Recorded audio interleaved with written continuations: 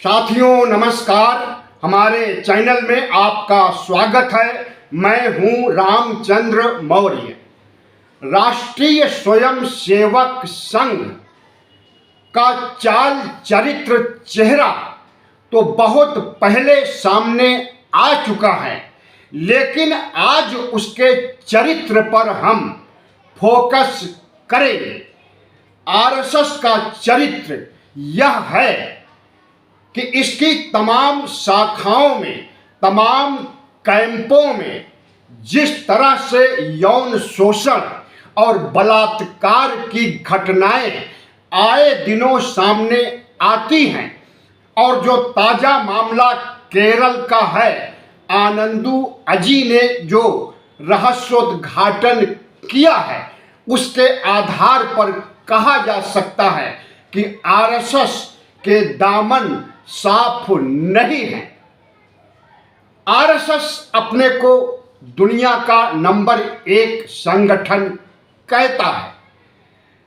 सांस्कृतिक राष्ट्रवाद का पुरोधा मानता है।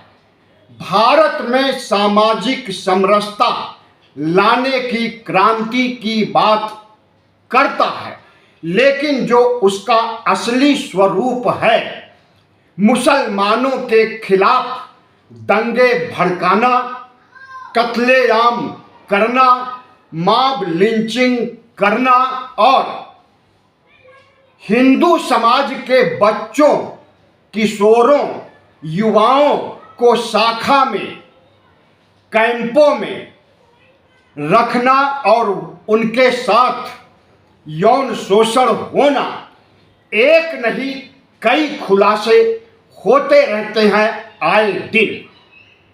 तो साथियों, आज हम आरएसएस के इसी चरित्र पर फोकस करेंगे।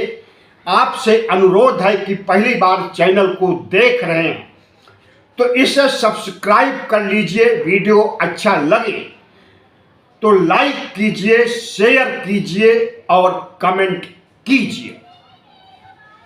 आरएसएस की सराहना प्रधानमंत्री नरेंद्र मोदी ने पिछले 15 अगस्त को लाल किले की प्राचीर से राष्ट्र को संबोधन के समय किया था और कहा था कि यह दुनिया का नंबर 1 एनजीओ है। प्रधानमंत्री नरेंद्र मोदी ने 11 सितंबर को देश भर के तमाम अखबारों में लेख लिख करके भी आरएसएस की सराहना किया, क्योंकि प्रधानमंत्री नरेंद्र मोदी प्रधानमंत्री होने से पहले, मुख्यमंत्री होने से पहले आरएसएस के प्रचारक और स्वयंसेवक रह चुके हैं। 2014 में प्रधानमंत्री बनने के बाद, शपथ ग्रहण करने के बाद नरेंद्र मोदी का पहला स्टेटमेंट था, हम प्रधानमंत्री बाद में हैं, आरएसएस के स्वयंसेवक और प्रचारक पहले हैं। आरएसएस एक आतंकवादी संगठन है।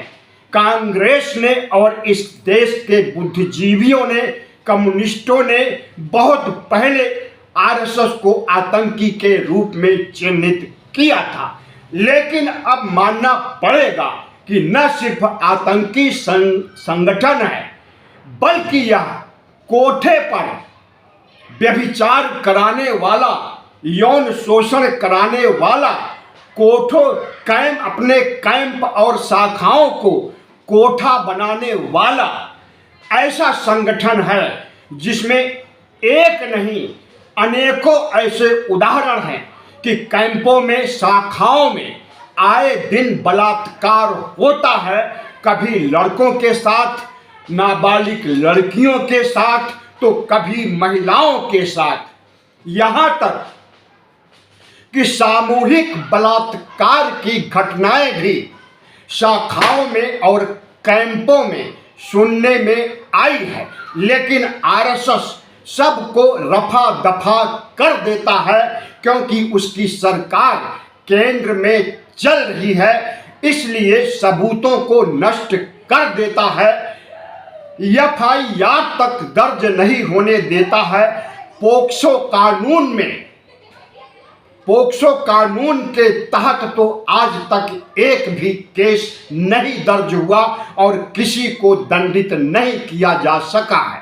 लेकिन हकीकत यह है कि आरएसएस के अंदर शाखाओं में, कैंपों में आए दिन बलात्कार, यौन शोषण की घटनाएं होती हैं। अभी ताजा मामला केरल में प्रकाश में आया है। 26 साल के आनंदू अजी, जो कोट्टायम जिले के रहने वाले हैं, 9 अक्टूबर को इनकी लाश तिरुवनंतपुरम के एक लॉज में मिलती है। इन्होंने अपने सुसाइड नोट, जिसे कि सोशल मीडिया में, इंस्टाग्राम पर डाल दिया है, उसमें इन्होंने लिखा है, उस आरएसएस के पदाधिकारी का नाम भी दिया है जो इनके साथ बार बार यौन शोषण और बलात्कार करता था। पूरा नाम देने के बजाय इन्होंने यन यम लिखा है कि यन यम को मैं भाई जैसा मानता था, लेकिन पिछले 3-4 वर्षों से यह बार बार बलात्कार और यौन शोषण कर रहा है और धमकियां देता है अगर मैं इसे पब्लिक में लाऊंगा तो। इस तरह से उसने आरोप लगाया है कि यह अकेला मामला नहीं है। आरएसएस की शाखाओं में, आरएसएस के कैंपों में जितने बच्चे जाते हैं, लगभग सभी के साथ यौन शोषण और बलात्कार होता है। आनंदू अजी का यह आरोप और कई अन्य platform, social media, x, Grok से भी साबित होता है। अकेला यह मामला नहीं है, बल्कि उत्तर प्रदेश में, गुजरात में, मध्य प्रदेश में, राजस्थान में, कई बड़े राज्यों में, महाराष्ट्र में, कई बड़े राज्यों में समय समय पर खुलासा होता रहा है यौन शोषण और बलात्कार का। लेकिन इनके खिलाफ कार्रवाई कभी नहीं हुई, क्योंकि जहां भी मामला पकड़ में आया उसे दबा देने, सबूत नष्ट करने का काम आरएसएस ने किया है।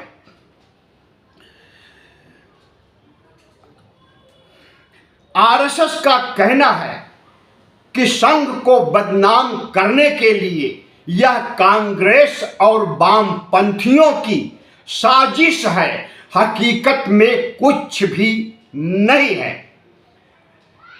आरएसएस का यह कहना अपने बचाव में उसके लिए सही हो सकता है, लेकिन देश के लिए, बुद्धिजीवियों के लिए और जो लोग अपने बच्चों को आरएसएस में भेजते हैं, उनके लिए बहुत ही खतरनाक और गंभीर और शर्मनाक है। 2019 में केरल के पाथनापुरम में आरएसएस के एक शिक्षक राठीस ने, जिसकी उम्र 22 वर्ष थी, एक नाबालिग लड़की से बलात्कार करता है। केस दर्ज जरूर होता है, लेकिन सबूतों के अभाव में वह छूट जाता है और सबूतों को मिटाने का काम पाथनापुरम के आरएसएस के संघियों ने किया था। इसी तरह से 2024 कौशाम्बी उत्तर प्रदेश में एक मामला सरस्वती शिशु मंदिर का सामने आता है, जिसमें सरस्वती शिशु मंदिर का प्रिंसिपल DK मिश्रा को एक नाबालिग लड़की ने रंगे हाथ पकड़वा दिया। जिस समय वह बलात्कार कर रहा था, CCTV कैमरा फोटो ले रहा था और बाद में CCTV की वजह से उसका खुलासा हुआ आरएसएस इसे दबा पाने में नाकाम साबित हुआ, लेकिन छोटी धाराओं में उसके खिलाफ मुकदमा दर्ज किया गया। 2018 में उत्तर प्रदेश के ही एक अन्य आरएसएस कैंप में 14 वर्ष के लड़के का यौन शोषण हुआ और उसका भी सबूत नष्ट कर दिया गया। केस दर्ज होने के बावजूद पॉक्सो कानून लागू नहीं हो सका, क्योंकि वहां पर भी आरएसएस ने सबूत मिटवा दिया था अपने स्थानीय स्वयंसेवकों के द्वारा। इसी तरह से महाराष्ट्र में आरएसएस के स्वयंसेवक ने नाबालिग लड़की से रेप किया, केस को रफा दफा कर दिया, पोक्सो कानून लगाने की नौबत नहीं आने दिया। 2023 में गुजरात में तो गैंग रेप की घटना होती है। कई महिलाओं को के साथ संघ की शाखाओं में कैंप में रेप किया जाता है, लेकिन यहाँ पर भी वही सबूतों को नष्ट कर दिया गया। कोर्ट में साबित नहीं हो सका, आरोपी रिहा हो गए। 2017 में केरल के कोझिकोड में आरएसएस से जुड़े एक योग सेंटर में महिलाओं को कैदी बना करके यौन शोषण किया गया। ये सभी महिलाएं मुस्लिम समाज से थी और इनकी घर वापसी के नाम पर इन्हें कैद किया गया और फिर इनके साथ बलात्कार किया गया, ठीक वैसे जैसे बिल्किस बानो के साथ भारतीय जनता पार्टी के विधायकों और ब्राह्मण नेताओं ने बलात्कार किया था। यहाँ पर भी सबूत मिटाने के लिए भरसक कोशिशें की गई। केरल के इस घिनौने कांड का खुलासा हुआ तो आरएसएस के हाथ पांव फूल आए। जो घटनाएं मैंने बताया यह कोई पहली और आखिरी घटना नहीं है।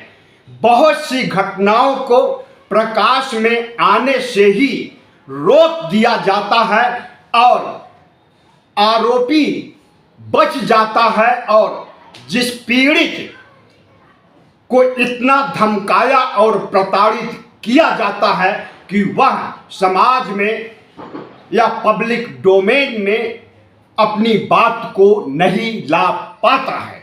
तो आरएसएस का चाल चरित्र चेहरा आपने समझ लिया होगा। अब हम आपको एक प्रियंका गांधी का ट्वीट पढ़कर सुनाते हैं। आनंदू अजी मामले में प्रियंका गांधी ने ट्वीट किया है, एक्स पर अपनी पोस्ट डाली है और लिखा है कि आनंदू अजी ने आरएसएस के कई सदस्यों द्वारा बार बार बलात्कार करने के आरोप लगाए हैं। वह कहता है, मैं अकेले नहीं हूं, कैंपों में व्यापक तौर पर यौन शोषण होता है लंबे समय से, अभी भी यौन शोषण हो रहा है। लाखों बच्चे इन कैंपों में जाते हैं। ये डरावना सच है और इस देश के लोगों से उम्मीद की जाती है कि आरएसएस के कैंप में बच्चों को भेजना बंद कर दे, वरना वह भी यौन शोषण के शिकार होंगे आरएसएस के दरिंदों के द्वारा। प्रधानमंत्री नरेंद्र मोदी ने आनंदू अजी के बारे में कोई ट्वीट नहीं किया। बीजेपी के प्रवक्ताओं ने भी इस पर अपने बयान नहीं दिए। गोदी मीडिया ने इस पर डिबेट नहीं आयोजित किया। शुक्र मनाइए सोशल मीडिया, इंस्टाग्राम, फेसबुक और व्हाट्सएप का, जिसने कि जन जन तक यह बात फैलाई है कि आरएसएस सांस्कृतिक संगठन नहीं, यौन शोषण कराने वाला एक संगठन बन करके रह गया है। आरएसएस दुनिया का नंबर 1 कोठा वाला संगठन बन गया है। भारतीय जनता पार्टी के छुटभइये नेता, गोदी मीडिया, आईटी सेल और इनके ट्रोल आर्मी आरएसएस को सुप्रीम कोठा कहते हैं, लेकिन हमने जिन घटनाओं का जिक्र किया उसे देखते हुए आरएसएस को धंधेबाज कोठा कहने से कोई गुरेज नहीं है। वीडियो अच्छा लगा हो तो इसे लाइक कीजिए, सब्सक्राइब कीजिए और बड़े पैमाने पर शेयर कीजिए, ताकि देश को पता चले कि आरएसएस सांस्कृतिक संगठन है, राष्ट्रवादी संगठन है या फिर आतंकवादी संगठन है, बलात्कारी संगठन है।